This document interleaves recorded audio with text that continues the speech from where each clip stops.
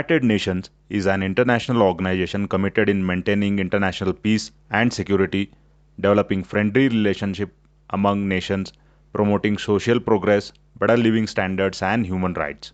I, Shaurya, on behalf of the Ladder podcast channel, welcome you all to this unique episode in series of interviews. Today's panelist is having a versatile array of vast experience over 17 years with print media as a journalist and with cyber media as a news anchor. Being a wife of army officer, Mrs Shilpi Roy has worked with Ministry of Defence for the Tri-Services organizations as a soft skills trainer, recruitment and training head for the Veer Naris also. At present, she is working as a senior program coordinator at United Nations of Women. It gives me an immense pleasure to interview a versatile and very talented lady of armed forces fraternity. A very warm welcome, ma'am. Indeed, it's a privilege and honor to interview a very versatile and experienced lady from the armed forces fraternity for the first time on our podcast channel, ma'am. Thank you so much, Shaurya. Ma'am, to begin the interview, please tell us about your education background, ma'am. Yeah, so my educational background is I have done my graduation in history from Calcutta University, and then I did my B.Ed from Lucknow University.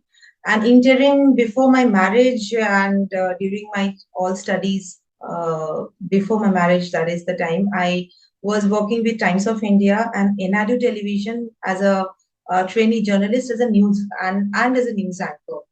So this also added to the qualification of my resume later when I started working at various fields inside and outside the Ministry of Defense and other places. So how many years you have worked before joining this UN job, ma'am? Oh, that was more than a decade. If I add my trainee period of with Times of India and other newspaper houses, then it was approximately around 14 and a half years of experience. But on paper, since being a trainee journalist, they don't give you a certificate. So that did not count on paper. I got only an experience letter that I have worked with them. So that cuts it down to 10 to 11 years. So that is how I am into the P5 level. This is the requirement of having 10 years of service experience. So when did you decide to join the UN jobs, ma'am? So I was always very open to switch over because of not it is UN or something, from any organization to other organization, simple reason of your own growth. And I never wanted to be stagnant at one place. And being a Fauji's wife and a Fauji's daughter and also a Fauji's sister, I don't mind switching over from one location to another location. My aim is to have my growth and simultaneously give and acquire more experience. So in 2019 January, I got this opportunity. Somebody referred me this website. Then for me, it was just an UN website. Today, it is my official website where this vacancy came for this particular post where I am in today. And a very small good news I want to share with you and all the audience who will be listening to me out later. That I have been promoted as a senior program coordinator. I'll be taking over from 1st of June, and my duty station will be Nairobi. So heartiest congratulations, ma'am. Thank you. On that note, let us explain about the detailed procedure and selection in UN jobs.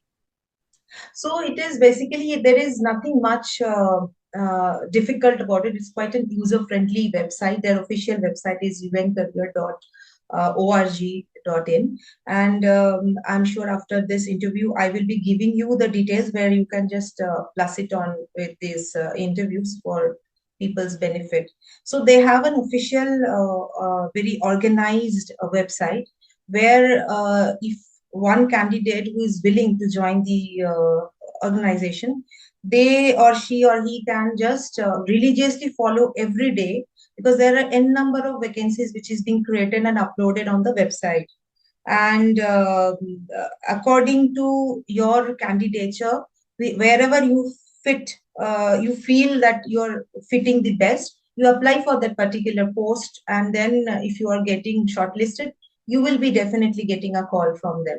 And then there is a subsequent procedure to get for the particular appointment. But there is no extra. I feel a lot of people ask me this question: how to get into it? There is nothing extra about it. It is just a normal website where you just log into it and keep searching your kind of job. You apply for it, and then you get it. That is how it is. There is no push and pull. Also, this is one organization. I tell it to everyone. In fact, this is one organization. Absolutely everything is very transparent. So there is no push and pull for this. No reference. Nothing. What are the different roles and levels available for the armed forces officer in the UN jobs, ma'am? Again, so there is no particular thing called like armed forces or something. See, UN, we have to understand something. Since this would be mainly focused for the veterans from the armed forces, I would like to tell, because again, this question keeps on coming to me as well. I keep telling to people that uh, people ask me, I have done a UN tenure. So can I be benefited there? Or they ask me, ma'am, yes, you are also working in the UN. I have also gone for a peace keeping project. So my thing is, UN mission and working under the organization UN are absolutely two different things. It's like any other organization where we have all kind of departments, right from security, management, logistics, economic development, strategy, planning, any kind of corporate or organization you feel these are they have HR, they have admin team, they have training team. So there is no particular post for a veteran from the armed forces. It all depends about on his expertise. Like let's an EME officer for that matter, or an engineer's officer for that matter, or maybe a signal officer for that matter. They have their own expertise in that. So the kind of work they were doing inside the army, air force, or navy, or this wherever this armed forces service, so they can apply according to their expertise. Also, after taking a PMR, I'm sure people are going for their resettlement course. So whichever course they are doing, some management program they want to do, whatever subject they are basically filling into for their thing, it is about basically their expertise. So there is no particular added benefit to it that I have been a colonel or a brigadier and I will be getting a particular job. Yes, they will be given the level of job. Like we have from P1 to P7 level, that is professional level. P stands for professional, and D level is D stands for distinguished. And then we have general category also, and some other ways of entry levels to join it. So there is no particular requirement of being a Fauji to get into a job in UN. I'm on the website, we find different levels of job openings, ma'am, like as you said, from P1 to P7. So this question would be specifically for the officer with 10 years of experience and officer with 14 years of experience. Correct. What are the level from which they should aim for and start their application? Okay, so basically, I'll just everything is mentioned very nicely in the un.career.org.in. People can just go through it. It's very user friendly. But to say it in a crisp, I'll tell P1 level, it's the beginners level, entry level of professionals. There are other types of levels also, like we have internship programs for interns, college interns. We have volunteers also. We have consultants also. We have people on contractuals also. So this P is basically a professional level, where P1 requires zero experience. P2 requires minimum 2 years of experience. P3 requires minimum of 5 years of experience, and that is how it goes on. So as far as a major sab and a lieutenant colonel sab who is having 10 years and 14 years of experience, they will come under the category of P5. So P5 requires 10 years of experience, and P6 requires more than 15 years, that can also be categorized as a distinguished officer class 1, that is D1, Delta 1. Okay, ma'am. And as you are also a dependent of armed forces fraternity only, so how Yes. this is suitable for various dependents like wives of the serving officers, ma'am, and the children also. How do they can apply and what are the roles available? See, again, how do they can apply is going through the website and filling the forms, and as per matching to their candidature, that is how they get the job. Now, second question is, it is absolutely depending on that particular individual. Like if for me, I have a son who is in class 12 who will be giving his board examination next year. So I cannot leave the station right now. So I have chosen and given this kind of requirement to my management team and my superiors that for this particular next 1 year, I cannot be moved out from my country. But after 1 year, it will be easy for me to move. I have one brigadier's wife whose husband is retired. He retired as a brigadier C basically. So this lady, she does not have any child. She does not have any such responsibilities or encumbrance in life. She moves around. She is with the strategy and planning team with an Asian head. So she moves around across the Asian countries for attending seminars and conferences, meetings, such and such. So it depends on that particular individual that how she the dependent of that officer's family, basically how she or he wants to take it further. It is on her or his priority in life. So is there any option of work from home for the dependents? Yes, yes, absolutely. So what I will be doing and I am doing right now is my working office is at the UN House at Lodi Estate, New Delhi. So I have to go to my office physically for 2 days. That is because my profile needs some confidential documents to be signed and approved. My signature is required at a certain and certain stage, which in a 4G term, I can tell I cannot bring those dark home. So for that, I need to go to office physically 2 days in a week and do the needful, official needful there. So my working hours that particular 2 days becomes from 9 to 5 and any other job. And then rest of the 3 days I coordinate from home. Now there are various categories where you are applying the job for. So my kind of profile requires only coordination. I do not have a desk job. So I can operate from home, from a tree house, from anywhere, wherever I am available to take calls, make calls, and coordinate during my working hours with my team. So I handle a team of around 330 people across the country. And my requirement is I work with the projects on humanitarian basically projects. So there I need lot of coordination, not only with my team, but my team also they can work smoothly, for which I need to be in touch with the local administration staff till the help of, let's say, the political parties as well. So it is little undercover operations which I keep doing on my through my projects. But you can work from home. There are options for the same. For remote stations, which we mean like, let's say, given an example of mine, that I have been given a remote duty station. They term it as remote duty station. I will be operating from India for Nairobi because I will be now part of the planning and strategy team for African headquarter Nairobi for the United Nations on their humanitarian projects again.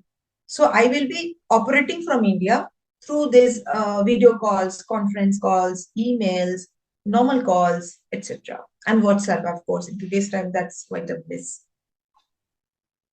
What is the selection procedure after applying online at the UN Jobs website, ma'am? So the selection procedure, Shora, is like this: that you give your application and you keep on applying for it. There will be a lot of vacancies which will be suiting and suitable according to your candidature. So now there are three levels. One is first the shortlisted candidates. They screen first the shortlist the candidates, screen the first level. Then they go for a Zoom call interview or something, and after that they give you some kind of what do you call that? Some slot where you have to describe on certain questions of them. You have to essay something on something. They will be looking after about your language skill. Here I would like to add that if a person is having knowledge of any kind of foreign languages apart from these six foreign official languages of UN, it will be definitely an added benefit to the resume. And since it is this video is getting recorded for the dependents of the armed forces officers and their families, I must tell the kids that if they are really planning something to join this esteemed organization called UN, then I think this is the right time for them if they are in a level of class 10, 12, or even in their colleges, to start learning simultaneously a foreign language. It will be very good if they can do it one of the official languages out of the six languages of UN. If it is not, then any other language, because in today's time the schools are also giving you the opportunity to learn from a very tender age of class 3, 4, 5, 6. So they should continue. It will be definitely an added benefit. So there will be level of three screening level basically. Once you are shortlisted, you will be contacted, and simultaneously they will interview you further and notify. And the entire process takes at least from 6 to 9 months. So this I keep telling to others also, that if you are applying for a job, let's say in the month of January, and the last date for the submission of the form, let's say 31st of January, then you can just take it this, that it will be you will get the appointment if you are selected at the end of the year, or maybe towards October, November. So it is a matter of 6 to 9 months almost, the entire process to take place. Any age limit is there for different roles apart from the experience based, man? Yeah, so what happened now is that if you are more than 35 years old, then you will definitely be taken as a consultant contractual, because you cannot be taken as a regular candidate. It is about the freshers I'm talking about. Like, let's say they have not worked anywhere, they have not done anything, but they are qualified, so they come under this particular category. So they can do from contractual oblique consultant. Now people come for deputation also from the armed forces. They come for deputation. They serve for certain time, certain period of time, that's 3 years, 5 years, and subsequently they're given some opportunities and offers which they feel benefited for them, which benefits they feel benefited, and then they are consumed. So for them there is no age category, because UN is willing to take. When you are wanting to join the UN, you need to be to become a permanent employee, you need to be below 35 years of old. But it does not matter much, because only the thing is, if let's say I am a contractual employee, the only I feel the thing which I will not be getting from a regular candidate or an employee is I will not be getting the pension. Rest of the things are just all same, all benefits, perks, everything. Like you get insurance, you get medical, you get all kind of leave. Whatever any organization gives you, you will be getting that. Any other certification is relevant apart from foreign language courses, man? No, no other certification is required. But yes, if you are, let's say, a professional like a doctor or scientist, because I have people who, in my other verticals, they are from DRDO scientists. Some doctors have also come. So for that particular thing, you definitely were a profession. But for other things, there is no such requirement. But yes, again, I will say this, that knowing a foreign language is definitely going to be very helpful. And how important is resume preparation and the profile what we apply at the website, man? Yeah, so it is not that major this thing requirement, but if you can get it done through a professional, like in today's time, everything is available through some consultant. Of course, you can Google it and get some good pattern of resume, but there is no as such requirement that you need to do it like a very professional one, because they give you a form for that particular post which you are applying for.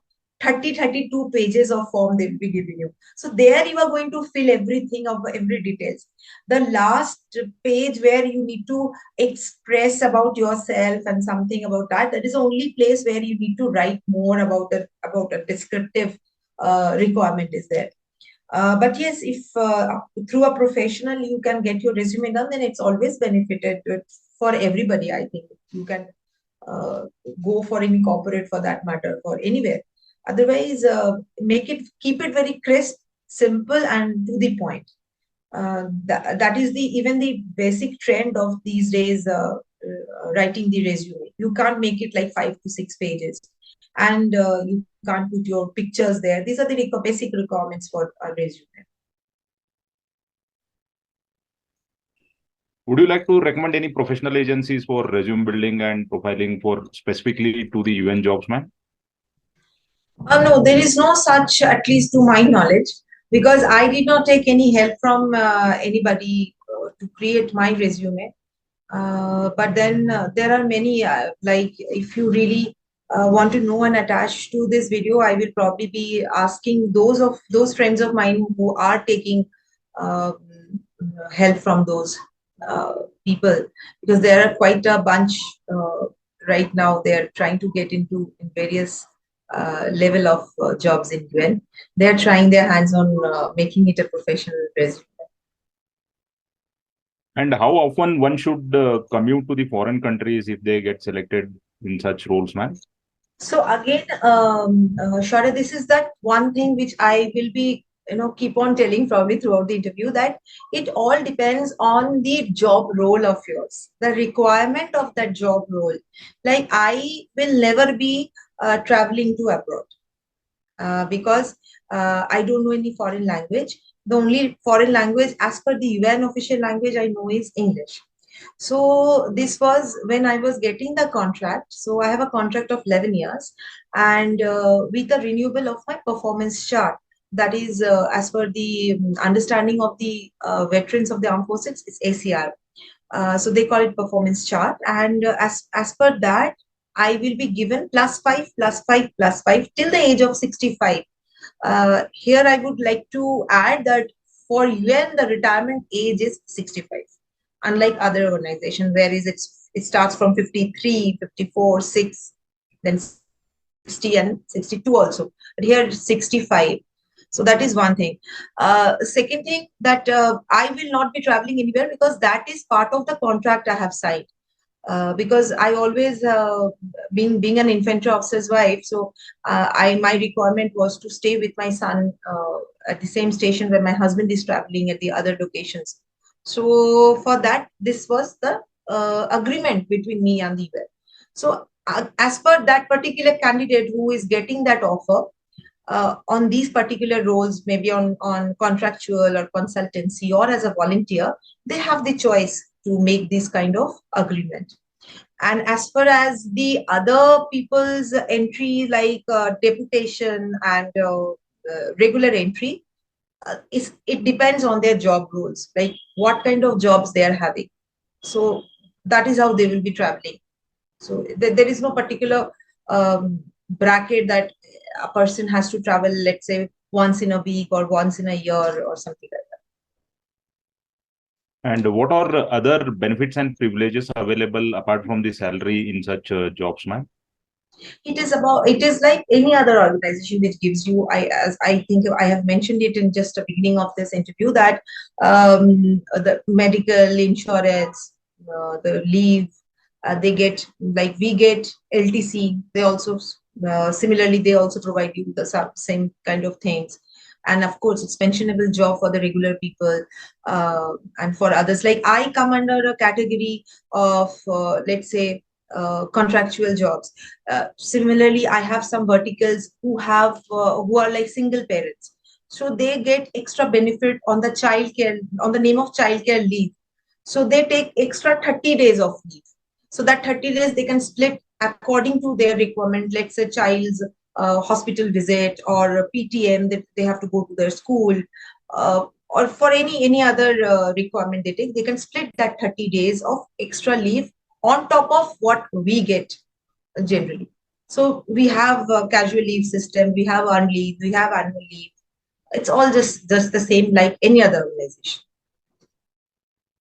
As per your experience, what are the inherent qualities of armed forces officer that are best suited for these kind of jobs, ma'am? So again, it is depending on the expertise and the which regiment they're coming from, because that only gives them the build up the expertise over a period of, let's say, 20 years, or for that matters, for the youngsters like 10 years, 15 years. Let's say supply depot, supply corps. So these officers will be, I feel, will be consumed for their logistics department, transport department. We have like the split up is like that. There is economical department, there is like social development, telecommunication, legal department, logistics, security, administration, HR, training, planning, strategy. So as per your expertise, they can apply according. The basic rule is same. What I want to be and what kind of candidature I'm having. So wherever I'm getting myself suitable according to that particular role, I will apply for it.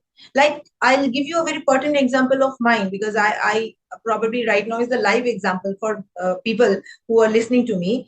I had an experience. I have a quite a versatile profile. Let me begin with that too. After I finished my graduation, since I did work with the media house, and then my exposure again in the armed forces, and then I worked with the Ministry of Defense for a very long time in the AG's branch. I used to look after all kind of ceremonies and conduct and coordinate at all kind of levels from brigade to command. I used to travel a lot. This also added because they are looking for somebody in my kind of profile where you have an elated and elaborate and versatile exposure. Like for in my profile, I need to know people. My networking has to be very strong. So I remember in one of the level of interviews, I was asked even this particular question by one of my directors there in the board, that ma'am, how strong is your network? So I initially I told them, okay, I know a few people from the armed forces, I know a few people from the police services. Then he asked, okay, more anybody, because my job role requires a huge and mammoth networking throughout from let's say a police chap till a very high flying political leader. So I need to know them. Then only my work will be smoothly conducted. So it depends on your expertise and on your that particular job role which you are applying for. And you were mentioning about the contractual jobs, ma'am. So how often the contractual renewal is done? So the contractual is they will give you the contract depending on your resume and how much experience you have, and for that particular time they will see, okay, this particular candidate is very strong in his or her candidature, so they will get you through for 3 years at a time, 3 years also, but not the first entry is not more than 3 years. They can start from 11 months till 3 years, and after that they will renew it subsequently. In my case it happened 5 years, and then 3 years, and then 11 years, and now it will be like once I finish my 11 years. So what happened in my case, I was given 1 year of a contract, so 11 months, that is to be very precise. So when I was finishing about 10 months, I was given this letter that now your contract is renewed, we are very satisfied with your kind of work you are doing and putting up the show, so we would like to consume you and work with us as we see you as our asset. This was the language they wrote in that contract, that your contract is renewed for next 10 years. That makes it 11 years now. So out of that, I have already finished my 3.5 years. And after I finish my 11 years, I will be given +5, +5, +5 till I become 65. And during this +5, it can also be a goodbye. So it all depends on how much I'm working and how much they are getting benefited through me, basically through my work. So this is how the contract is made. And for consultancy, it is more or less same, but they do it with odd months like 11 months, 21 months. They don't, for consultancy, they don't give it more than 36 months.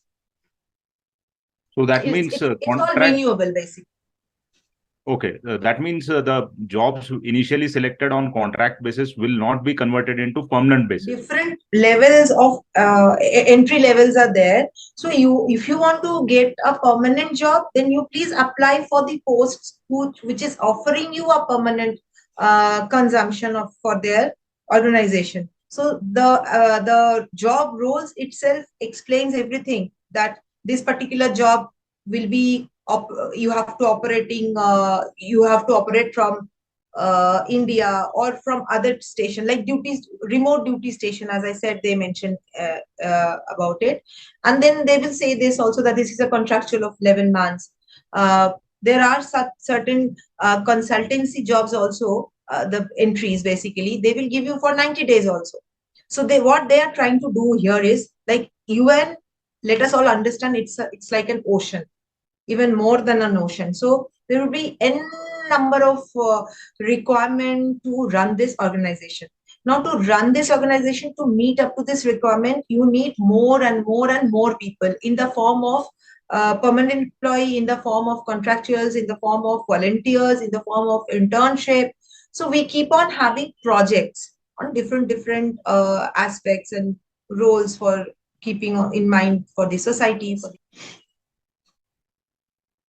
Earlier, you were mentioning that officer who have already completed their tenure in US peacekeeping roles, ma'am. So you right. said that it is not that relevant. So how do they can, if any officer has already experience of UN peacekeeping, and how do they actually plan or utilize that for applying any roles further? See, if a person, if an officer, I know like hundreds of them who have gone for an UN mission posting, you can just sit across and ask them. This is a genuine remarks I get to know from everybody. And while I'm now working in this organization, I see it myself around, that peacekeeping is something absolutely different than what you will be working as an employee of the United Nations. So peacekeeping is kind of a project which is given by the UN to the armed forces, and we are facilitating these officers and sending them one by one as per the vacancies and roles. So what they are actually doing there, it does not have much relevance in what you will be applying for after you are taking PMR or during your deputation time or you are a regular entry or whatever. So peacekeeping is absolutely a different work experience, and I will say it's not work experience, it's rather an exposure for those officers. But it will be giving you definitely a benefit, an added benefit to your resume, that if you have done an UN peacekeeping, and but there is one department which is a peacekeeping department. So what happens, you can apply, search for those kind of roles, jobs, appointments where you can be joining and adding to it. Like logistics department, training department, HR department. Similarly, there is a department which is a peacekeeping department, like security and alert department, global warming department. You understand these kind of like various departments. There is a department which is called peacekeeping department also.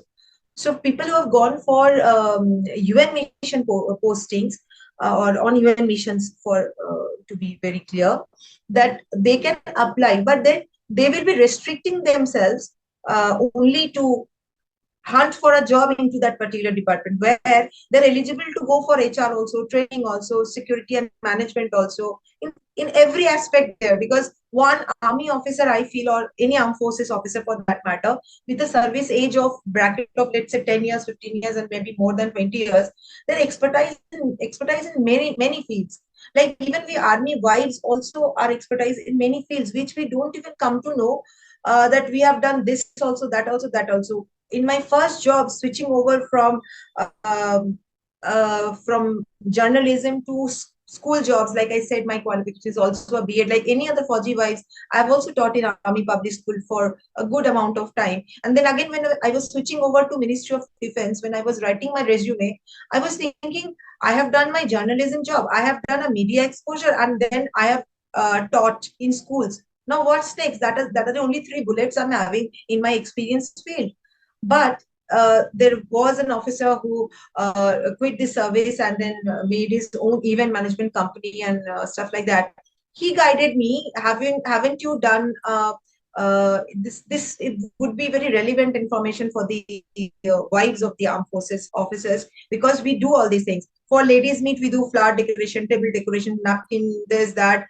We do our activities. These are all actually a field of expertise. Like, let's say, if I want to become a florist, I have done a lot of floral arrangements, flower arrangements, bouquet making. I have done it through our, I have done it for welfare. So I kind of know, I got of like, I have a lot of knowledge on that particular field. So why not that to mention it? Because let's say again that for that event management company, if I put up my resume that I have done this flower arrangement also, I have done MC also, I have done baking classes also for family and welfare. Definitely, I will be an asset for that event management company, because the employer is looking for somebody who can arrange an event at a gala level. And who else can be a better candidate than me at that point in time? So basically, whatever we are doing, it's all calculated and collected in your experience. We just have to put it in words and describe it with a little flourish way. That's it. So an armed forces officer or a service personnel, he or she has got lot of things under their 10 or 15 years of service of life, So yeah, this is a very major experience and exposure they have. How the basics of living, like child education, accommodation, are taken care if one has to commute directly to the foreign on-site jobs, man? Yeah, so you will be given like any other foreign postings also we get into armed forces services. Let's say a person who is going as DA to some foreign country, or they're doing some foreign courses in some foreign country, or going as staff also to foreign countries. Exactly the same way, you will be given a furnished accommodation as per, of course, the same thing as per your seniority level. And children will be given admission to their local schools, whichever is the best schools. They will be given transport, they will be given all kind of facilities. So you will not be missing out anything. Thinking that unlike you are again in a field station where you cannot take your family. Similarly, like we have in India also, back in India or any other countries, armed forces, the field areas, you cannot take the families, right? Apart from that, if it is a family station, you will be taken well care of. Like you will be given accommodation, vehicle, transport, schooling, everything. Any last word of advice you'd like to give for the veterans under transition, ma'am? See, I feel that I tell it to everyone. I want to add here this also, that I have worked with the Army Welfare of Placement Organization also for a very short period of time.